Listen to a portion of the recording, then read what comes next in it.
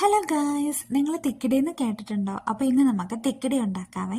ആദ്യം തന്നെ അടുപ്പിൽ കുറച്ച് വെള്ളം വെക്കുക. എന്നിട്ട് അതിലേക്ക് ആവശ്യത്തിനുള്ള ഉപ്പിട്ട് കൊടുക്കുക.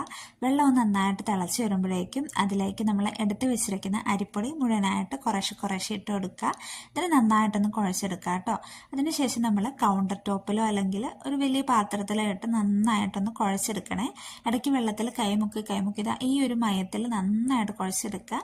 അതിനുശേഷം നമുക്ക് ഇതെല്ലാം കൂടെ ചെറിയ ഉരുളകളാക്കി ഉരുട്ടിയെടുക്കണം കേട്ടോ. അപ്പം ഈ ഒരു ഷേപ്പിൽ മുഴുവനായിട്ടും എല്ലാം ഒന്ന് ഉരുളകളാക്കി എടുക്കുക.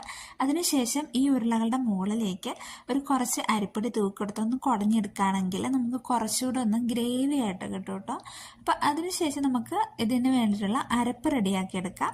അപ്പോൾ ഒരു മിക്സിയുടെ ജാറിലേക്ക് ഒരു കുറച്ച് തേങ്ങ ഇട്ട് കൊടുക്കുക, കുറച്ച് ചെറിയുള്ളി ഇടുക, പിന്നെ കുറച്ച് പെരിഞ്ചീരകം, ആവശ്യത്തിനുള്ള മഞ്ഞൾപ്പൊടി, ഇതെല്ലാം കൂടെ ഇട്ട് ആവശ്യത്തിനുള്ള വെള്ളം ഒഴിച്ച് നല്ലൊരു